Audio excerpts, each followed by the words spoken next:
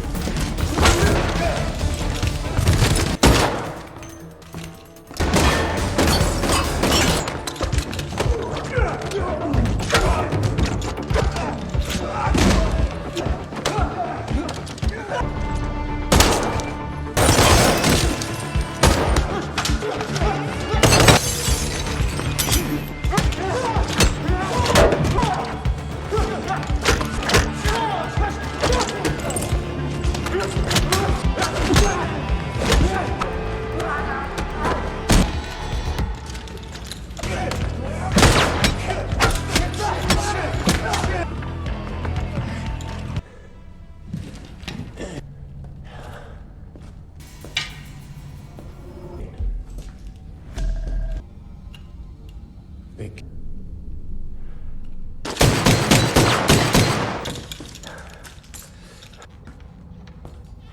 For all our sakes!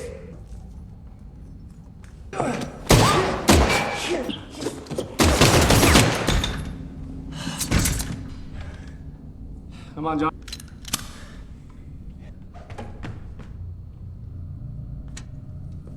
You took a deal.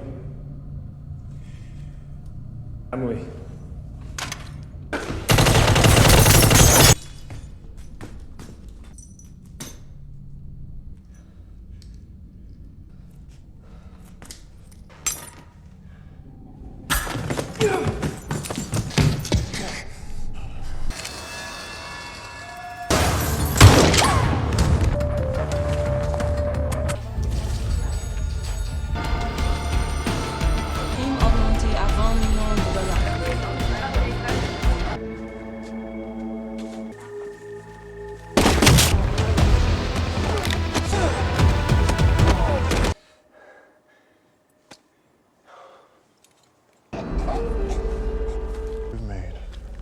I don't know.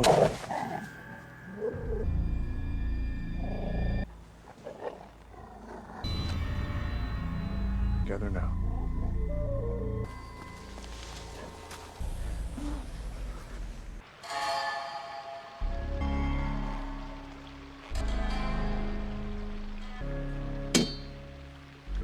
Leave.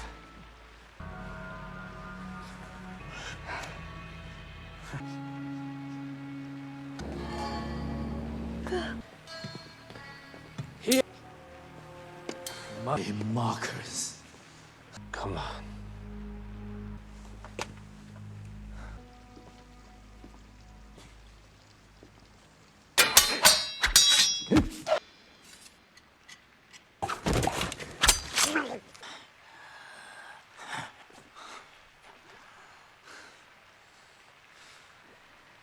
I'm Kane. I...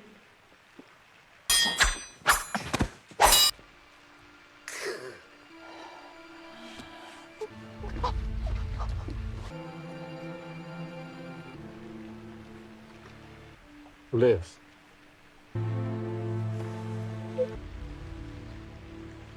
I'll be waiting for you. Maybe a little bit.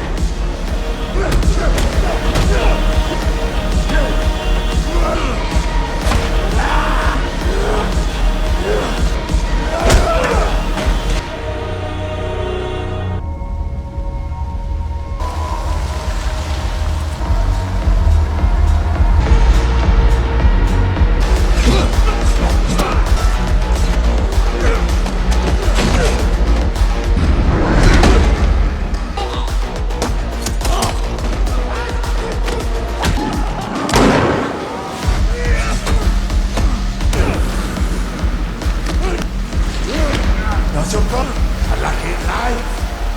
And now.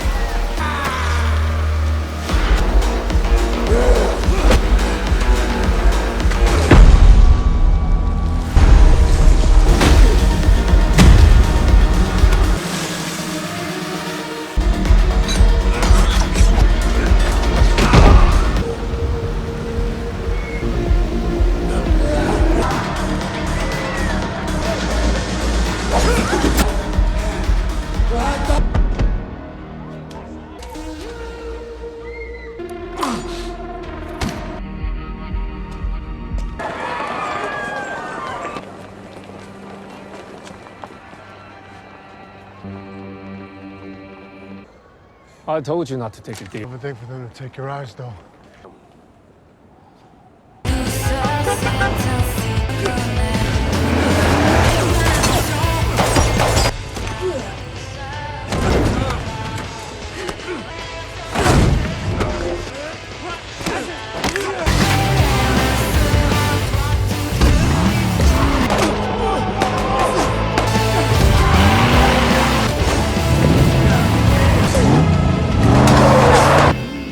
It seems like our... Let's see who picks it up.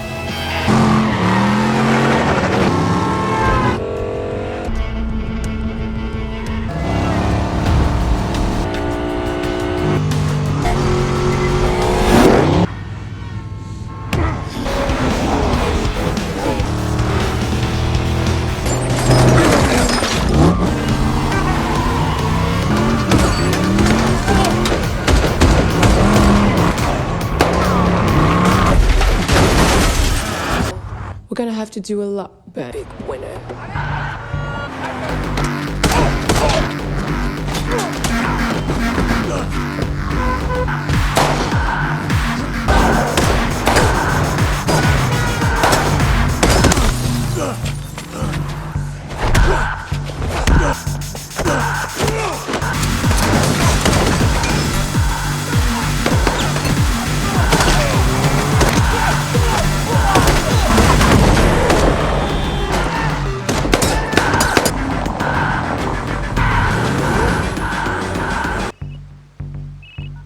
Under control.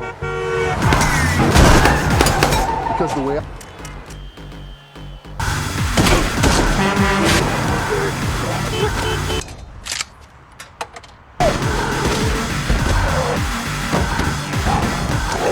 Ahora muere, perrito. Little traffic update. He's headed your way.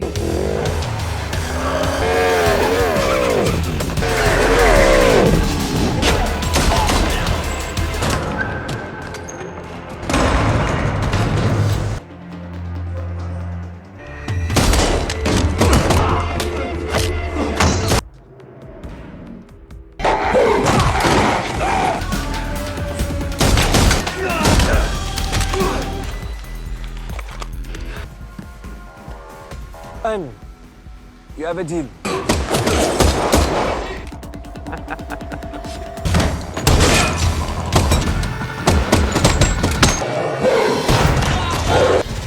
Paul! Now you listen to me. 40. D'accord. The lottery just won.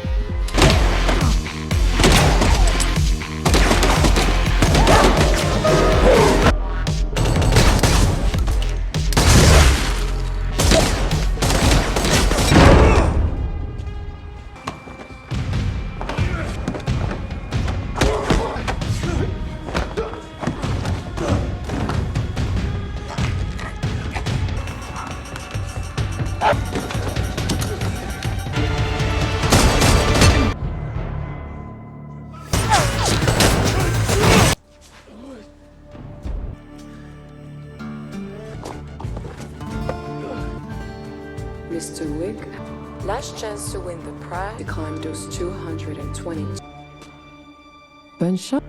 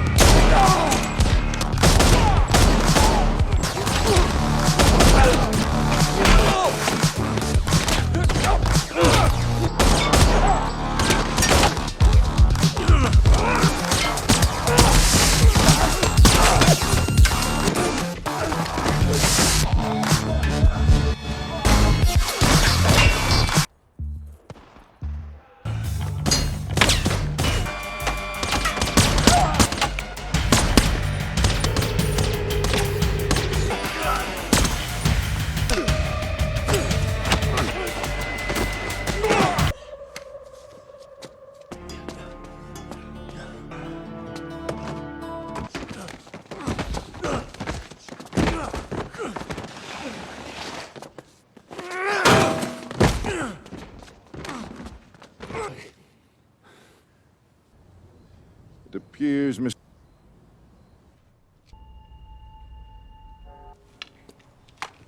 I need you to get to the top of those stairs. Yeah.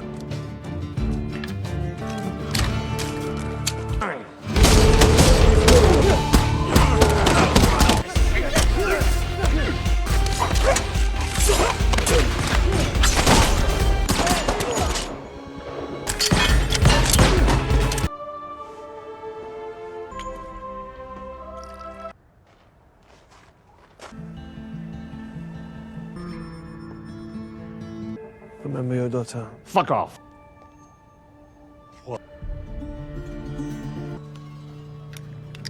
Winston.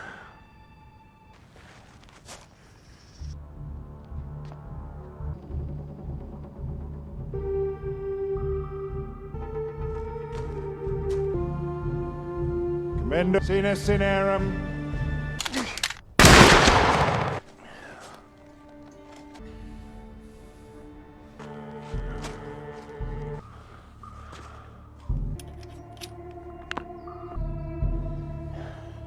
Fire!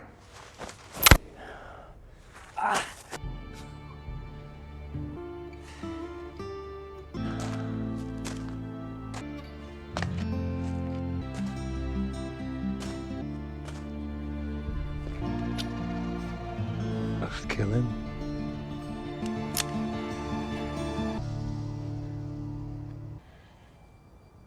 There. Die.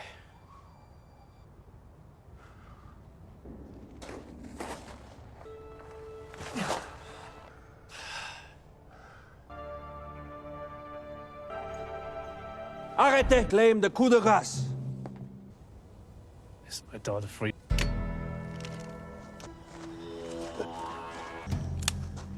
Fools. Shoot.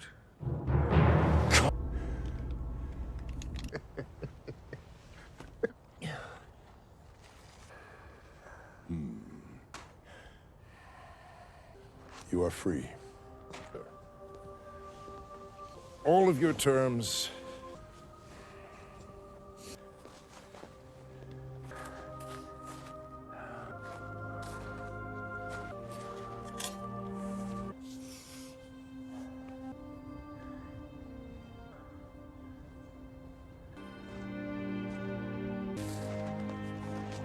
Winston.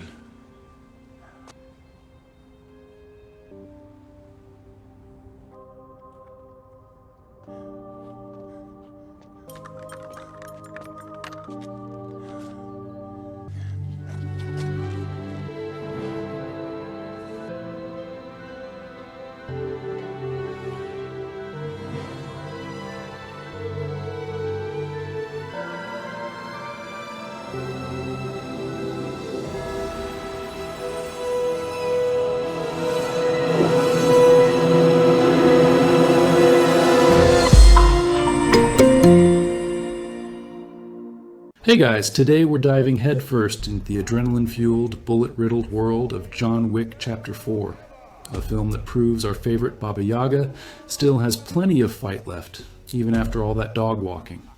We'll break down every bone-crunching moment, every impossible headshot, and every subtly sarcastic remark that makes this franchise an absolute legend. So grab your preferred weapon, or maybe just some popcorn, and let's recap how John tries, once again, to finally get his retirement package. If you had a good time with this, a like and a subscribe is a free way to help me keep making more. So John is still recovering, probably thinking about what kind of exotic tea he'd like when this whole mess is over, but the high table isn't done with him. Enter Marquis Vincent de Gramont, a man whose fashion sense is only outmatched by his ego and penchant for being absolutely ruthless. He strolls into the desert, finds the actual elder, the high table's literal old-timer, and promptly decides that the best way to prove you're in charge is to, well, execute him. It's a power move, all right? A bit like showing up to a potluck with a store-bought cake and telling everyone else theirs isn't up to snuff. The metallic clang of the Marquis's watch as he gives the order underscores his cold resolve. This guy means business, and his business is apparently making John Wick's life even more complicated, which, frankly, I didn't think was possible. Meanwhile, John Wick, ever the globetrotter, heads to the Osaka Continental. It's run by his buddy Shimazu Koji, a fellow man of impeccable style and lethal skills. Koji's daughter, Akira, is also part of the family business, and she's not just there for show. She's got a deadly aim with a bow. You know, just in case a regular bow and arrow wasn't already deadly enough, Akira makes it art. The quiet reverence of their greeting, a nod to shared history and respect, is almost unnerving because we all know what happens when John Wick shows up. Trouble, usually with a side of flying bullets and shattered glass.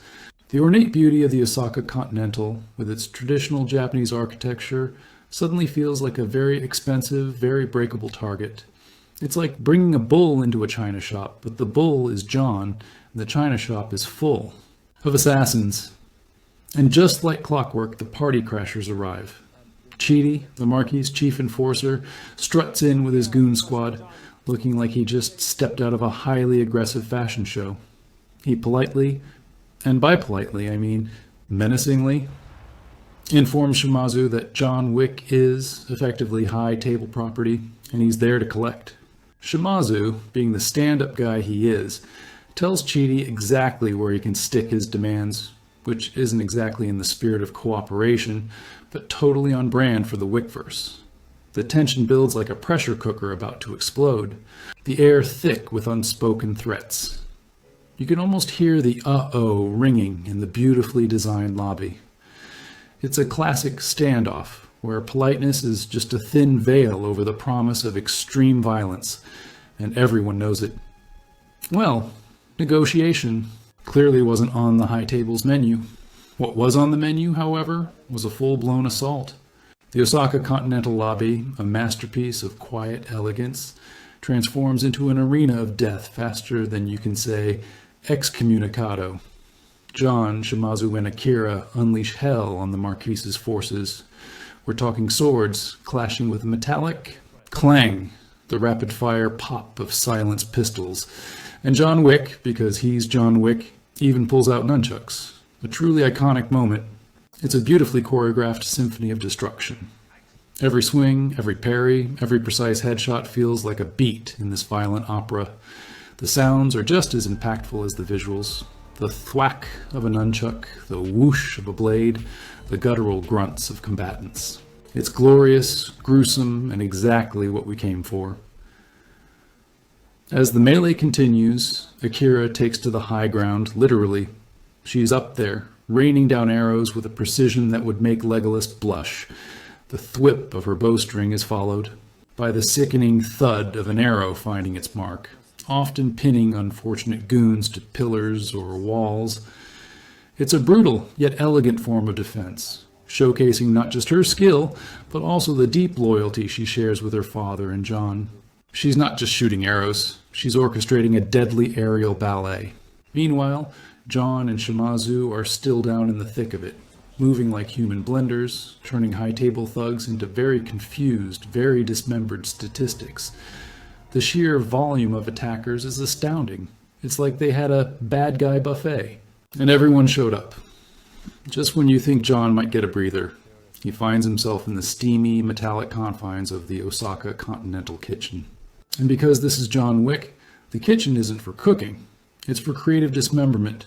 Pots, pans, knives, everything becomes a weapon. The clatter of falling cookware mixes with the smack of John's fists and the thud of bodies hitting the linoleum. It's a cramped, claustrophobic ballet of brutal efficiency. You can almost feel the heat and humidity, hear the sizzle of something that's definitely not food.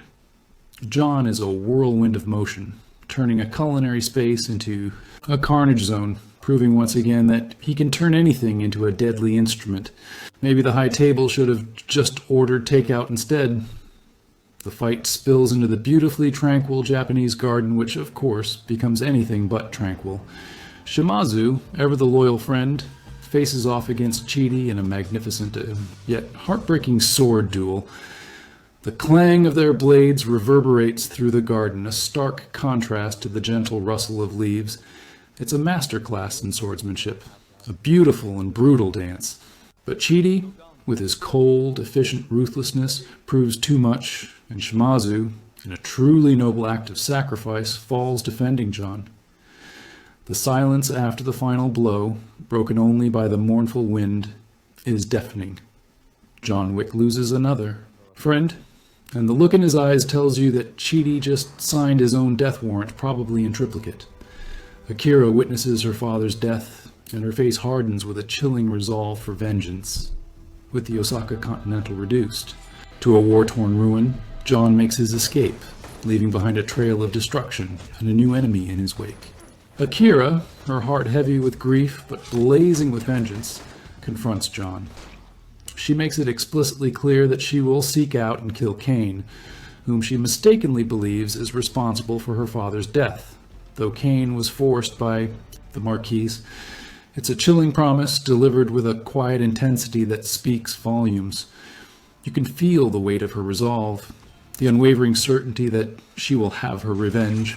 John, ever the harbinger of complicated situations, now has another person caught in his web of violence, and the ripple effects of his war against the high table continue to spread.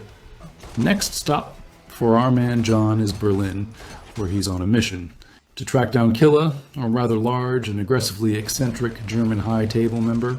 Killa, by the way, is exactly the kind of guy who'd name himself Killa. He's got that energy. John finds him in a thumping, neon-lit nightclub that looks like a rave threw up on a casino.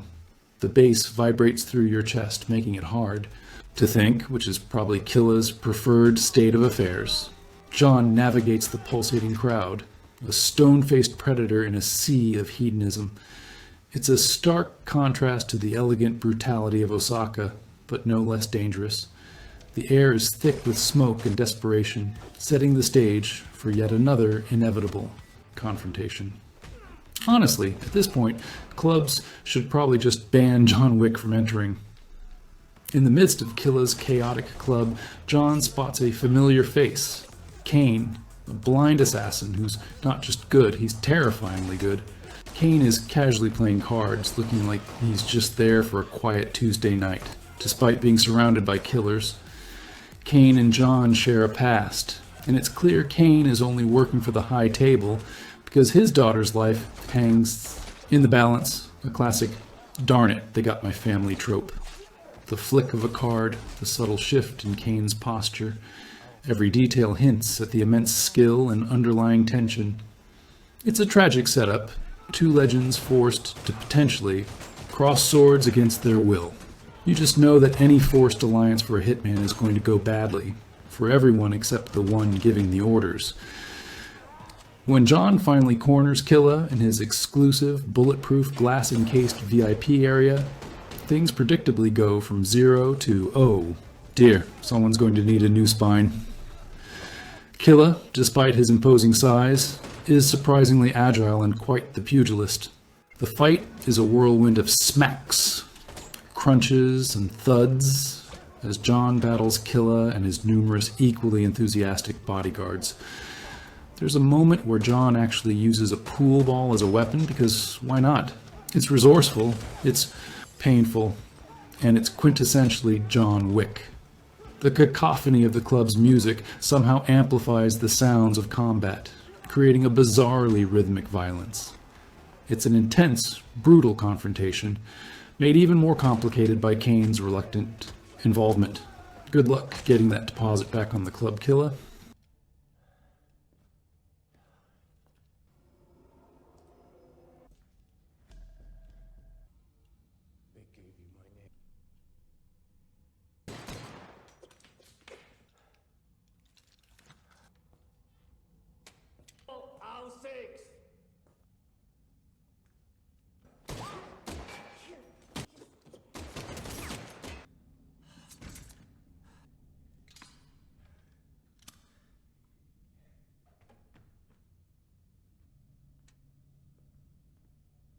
You took a deal.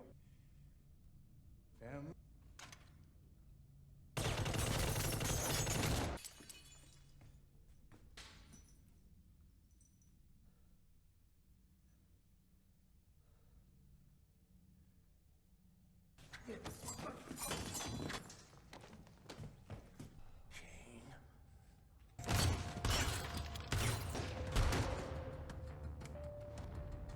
But his actions are laced with a clear reluctance. He fights John, showcasing his incredible mastery of close-quarters combat, deflecting John's attacks with a whoosh of a stick and a precise clack of a block. The amazing thing is how he uses his blindness. It's not a weakness, it's a superpower. He's listening, feeling, anticipating every move. He takes down a few of John's immediate threats, but strategically avoids a lethal blow against John himself, a silent testament to their past bond. It's a heartbreaking display of forced loyalty, where friendship and duty collide with deadly consequences. He's basically giving John a get-out-of-jail-free card, but with more broken bones. With Killa dispatched, permanently one assumes, John seeks out Katya, a powerful figure within the Ruska Roma, his old crime family. To be reinstated and get their help, John has to endure a brutal test of loyalty, being branded. It's not exactly a pleasant spa treatment, but John takes it like the champ he is. The hiss of the hot iron, the clench of John's jaw. It's a visceral moment that reinforces his commitment. This isn't just about getting a new tattoo, it's about regaining his identity, his lineage, and most importantly, protection. With the Ruska Roma's backing, John now has a shot at officially challenging the Marquis to a duel under the High Table's ancient rules, which, for John, is basically the only way to avoid being hunted forever. Finally, a glimmer of hope, albeit one covered in fresh burns. John, now with his fresh new branding and a renewed sense of purpose, meets Winston in a rather gothic church, because where else would you discuss deadly duels in high table politics? Winston, in his usual calm and collected manner, explains the incredibly specific, super fussy rules of challenging the Marquis to a duel. It involves an official representative, a lot of paperwork. Okay, maybe not paperwork, but definitely a lot of tradition, and the understanding that if John loses, he's extra super duper dead.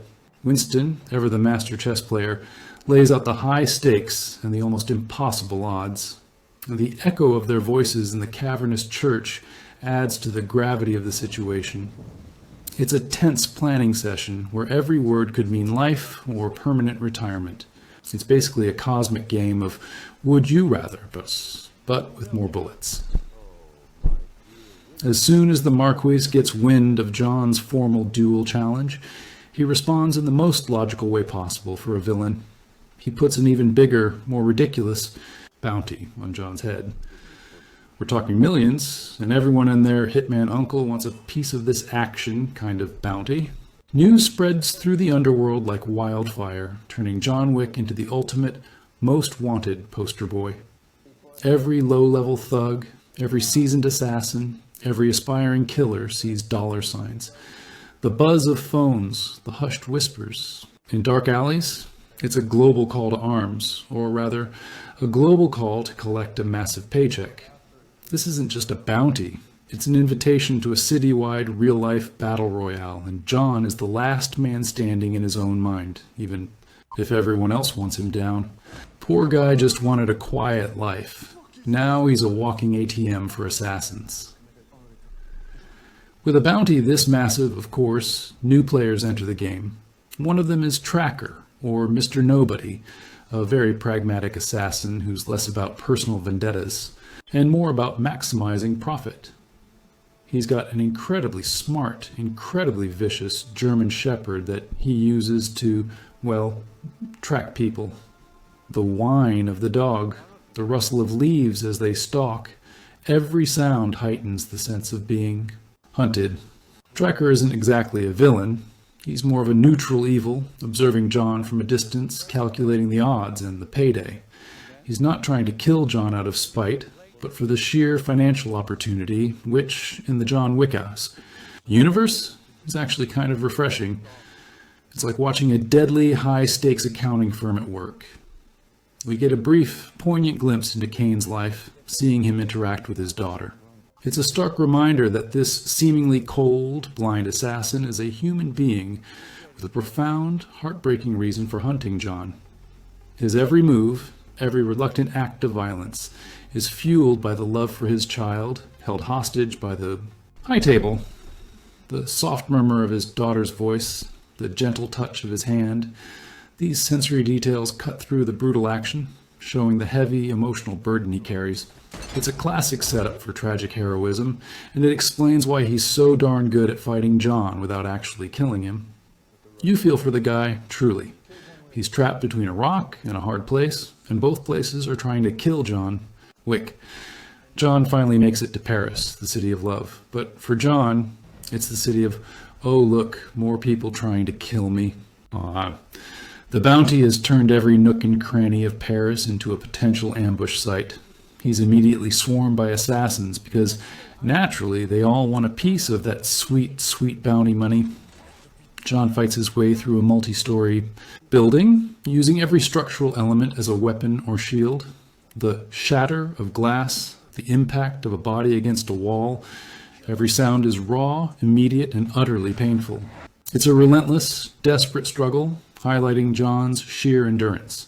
You'd think after a few hundred failed attempts these guys would get the memo, but alas, the promise of money makes people incredibly stubborn and incredibly bullet-ridden. Winston, having lost his Continental and his position, isn't out of the game. He meets with the Marquis, ostensibly to discuss the terms of John's duel, but really he's playing three-dimensional chess, while the Marquis is still figuring out checkers. Winston is trying to leverage the duel rules to John's advantage, knowing full well that his own life hangs in the balance. The hushed tones of their negotiation in a grand Parisian setting highlight the gravity of the stakes. He's not just bargaining for John, he's fighting for a way back into his own power, showcasing his political prowess. It's a high-stakes conversation where veiled threats and cunning maneuvers are the true weapons. Winston truly is the silent MVP, pulling strings like a master puppeteer. At a tense high-table summit, John's chosen representative, aided by the ever-dramatic Bowery King, officially confirms the duel challenge. The air is thick with anticipation and thinly veiled hostility. This isn't just a challenge, it's a sacred ancient rite that even the Marquis can't fully override. The solemn declaration of the representative, the weight of the room's silence, it all adds to the gravity of the situation. It's a moment of truth, where John is finally playing by the high table's own rules, daring them to deny him his justice. Of course, the Marquis still has a few tricks up his impeccably tailored sleeve, like making sure John has to race across all of Paris to even make it to the duel on time. Because a fair fight is just too boring, apparently. With the duel set for dawn at Sacré-Cœur, John finds himself in a literal race against time and against every assassin in Paris. The Marquis, being the rule-bender he is, puts an ever-increasing bounty on John's head every minute he's late. This forces Kane, still under duress, to protect John, ironically, long enough for him to reach the duel, because Kane is the Marquis' champion. And if John doesn't show, the Marquis just wins by default. The blare of car horns, the whoosh of near misses, the constant pop, pop, pop of distant gunfire. It's a sensory overload. It's a desperate dash through the heart of Paris, turning picturesque boulevards into battlefields. Talk about a morning commute from hell. The absolute highlight of this frantic race is the iconic Arc de Triomphe sequence. John Wick, Kane, and what feels like half of Europe's assassin population engage in a full-blown car-fu ballet right in the middle of a bustling traffic circle. Cars are smashing, people are flying, and John is using vehicles as both weapons and shields. The crunch of metal, the screech of tires, the rat-a-tat of automatic gunfire. It's a symphony of vehicular chaos. John even takes a moment to do some very specific close-quarters combat inside a car as it spins in circles, because, again, John Wick. It's a visually stunning, utterly insane sequence that redefines rush hour traffic. Good luck to the Parisian insurance companies dealing with that mess. Then we arrive at the infamous Sacré-Cœur staircase. This isn't just a staircase, it's Mount Everest for assassins. John, battered and bruised, tries to ascend, only to be repeatedly knocked down, literally rolling and tumbling what feels like 1,000 steps. The thud of his body hitting each step, the grunts of pain, the crack of his bones. It's a visceral, exhausting ordeal. But because he's John Wick, he doesn't stay down. He slowly, agonizingly begins to climb again, fighting every single step of the way against an endless stream of attackers. It's a testament to his sheer willpower and resilience. You're left gasping for breath just watching him. It's basically the ultimate, I just need to make it to the top moment, times a million. Talk about a bad leg day. Against all odds, as the first rays of dawn pierce through the Parisian skyline, John Wick, a bleeding, bruised, but unbowed mess, finally drags himself to the top of the Sacré-Cœur stairs. He's made it just in the nick of time for his duel. The gasp for breath, the strained steps. Every movement screams exhaustion, yet his eyes still hold that unbreakable spark. The rising sun casts a golden glow on his weary face, making him look less like a man and more like a myth.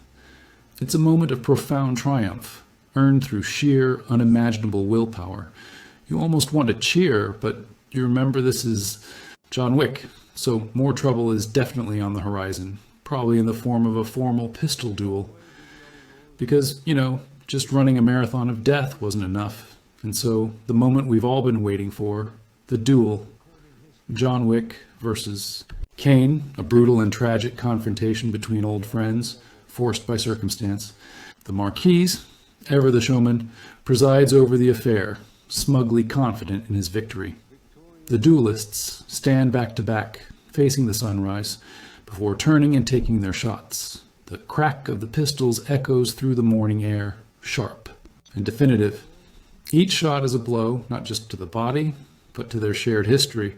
Kane, despite his loyalty to his daughter, fights with a heavy heart, his shots precise, aimed to incapacitate, not necessarily to kill. John takes hit after hit, a testament to his almost superhuman endurance. It's a heartbreaking dance of duty and friendship, where every pulled trigger hurts both the shooter and the target. After several rounds, John is heavily wounded, seemingly defeated. Kane has fulfilled his duty, delivering what appears to be a fatal shot. But the Marquis, blinded by his own hubris, decides to deliver the final, killing blow himself, wanting to savor the moment of John Wick's demise. He takes the pistol, saunters over to John, and raises the weapon, a smirk playing on his lips. The click of the hammer, the pregnant pause before the shot. The tension is unbearable. He's so sure of his victory, so utterly convinced that he's won. Marquis, you absolute amateur. You never ever let your guard down when John Wick is around. It's like saying Beetlejuice 3 times. You're just asking for trouble. And in a move that only John Wick could pull off, our man wasn't quite as dead as the Marquis thought. With a sudden burst of energy, John pulls out his actual last bullet, a hidden pistol, and delivers a point-blank headshot to the Marquis. The thwack of the bullet, the shock on the Marquis' face, it's a moment of pure, unadulterated satisfaction. The high table members gasp, utterly stunned by this unexpected twist. John Wick, The ultimate underdog has beaten the system, using its own archaic rules against it. The duel is over. John is free. The weight of the world seems to lift, if only for a moment. It's the ultimate mic drop, but with more cranial trauma. After his final, triumphant act, John Wick, spent and mortally wounded, slowly collapses onto the steps of Sacré-Cœur. His loyal dog, now by his side, nudges him gently. He looks out at the rising sun, a peaceful expression on his face, as if finally, after all these years, he has found the peace he so desperately sought. The gasp of his last breath, the stillness of his body, it's a poignant, somber ending to a brutal saga. He's free, but at the ultimate cost. It's a moment of quiet reflection, a man who lived by the sword finally putting it down. A fitting end for the Baba Yaga, at least for now. Months later, we see Winston and the Bowery King standing over John's grave, a quiet testament to a man who truly was a legend. His loyal dog is there, too, a silent guardian. They reflect on his legacy, a man who fought for his freedom until his last breath. The rustle of leaves, the distant hum of city life, these subtle sounds underscore the quiet finality of the scene. It's a thoughtful send-off for a character who redefined action cinema. But wait, there's a post-credits sting. Akira, still driven by vengeance, approaches Kane, confirming her vow. The sharp whisper of her warning, the clench of Kane's face. It's a chilling reminder that the cycle of violence in this world never truly ends. Even with John gone, the repercussions of his war continue to echo. Perhaps true peace is a myth in this universe, or maybe it's just something you have to keep fighting for, even beyond the grave. And that, my friends, is where John Wick's epic, bone-shattering, endlessly rewatchable journey for now comes to a close. If you had a good time with this, like and a subscribe is a free way to help me keep making more. There is nowhere to run.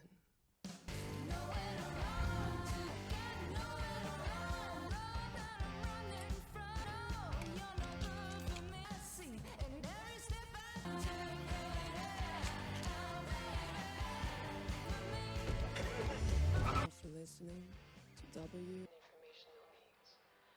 I'm going to need a gun.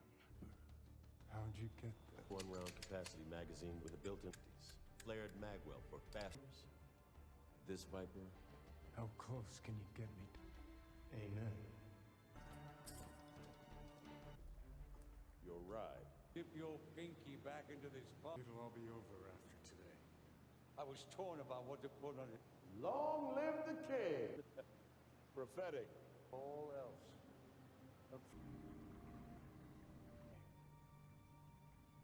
Sunrise is at 6:03.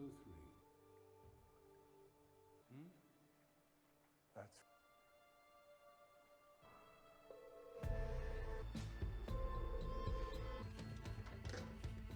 Bruce, we have a sighting. I think it's high time we paint.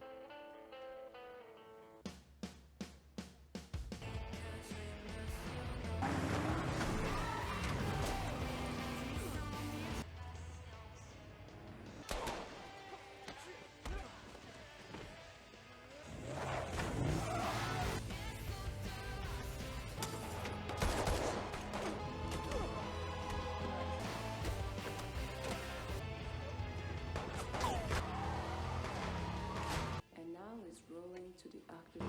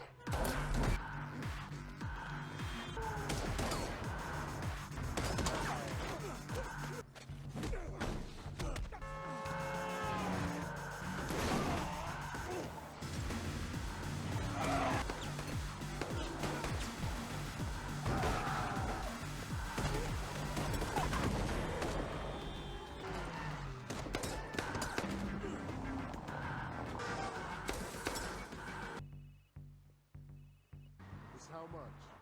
I think Thanks to the church on time? this could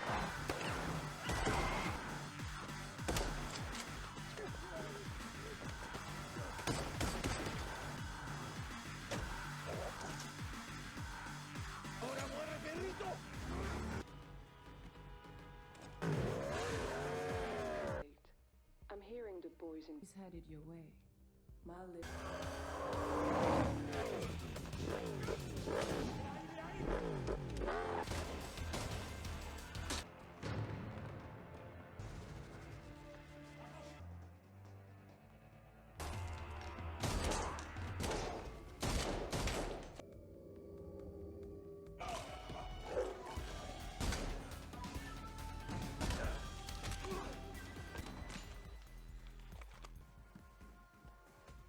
Fun. You have a deal.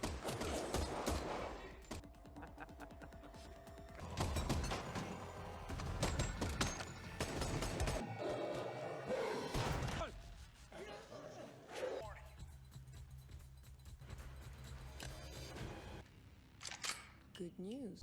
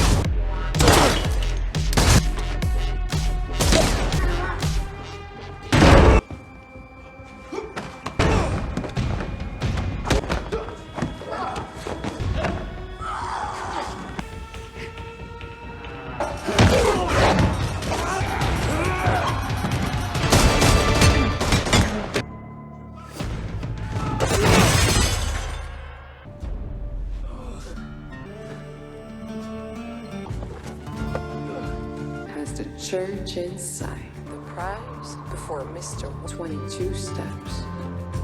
Bonne chance.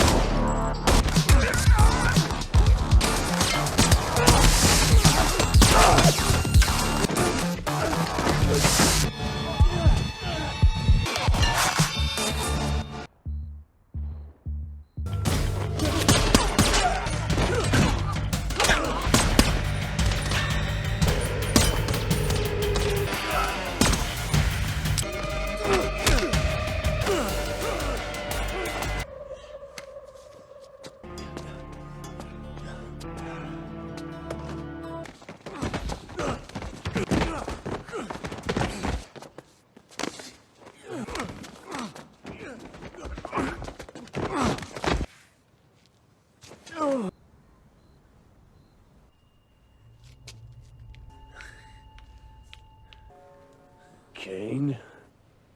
Maybe 3 minutes.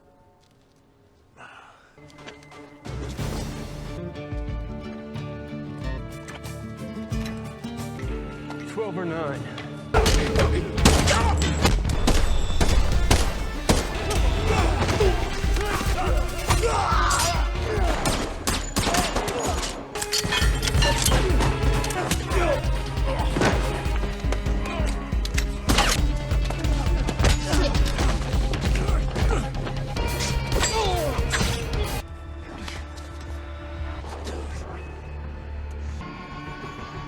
Ciao. You can't shoot me, but I can shoot him. Motherfucker.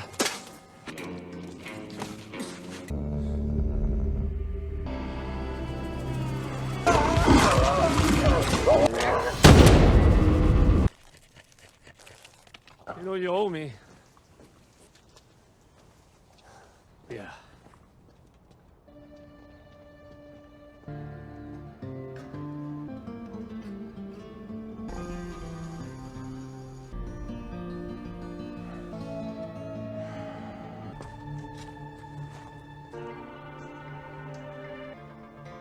You seek the truth.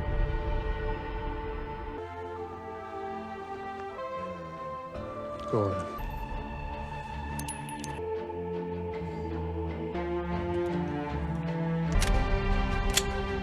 This gentleman.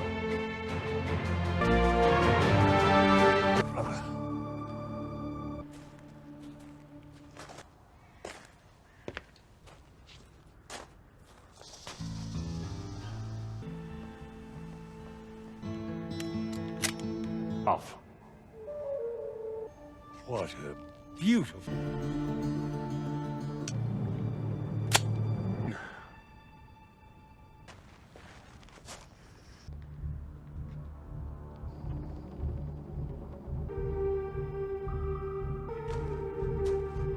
Deo animus vestris, ut pulvis.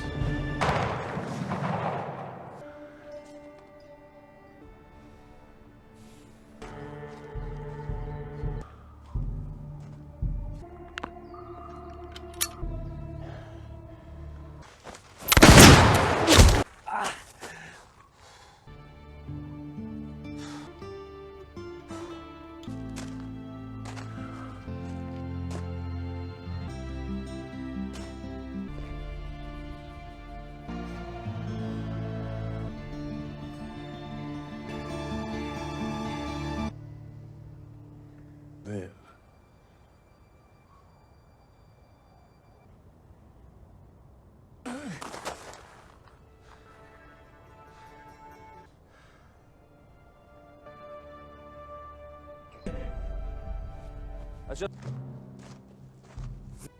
Wait, you on your...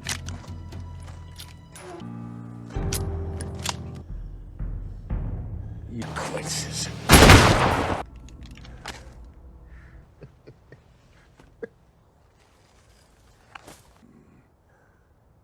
Obligation to the table.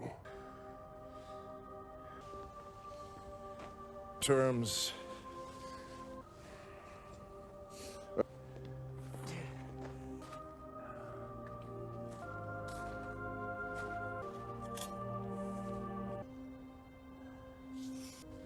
My brother.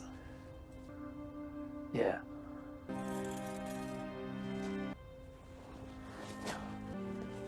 Winston.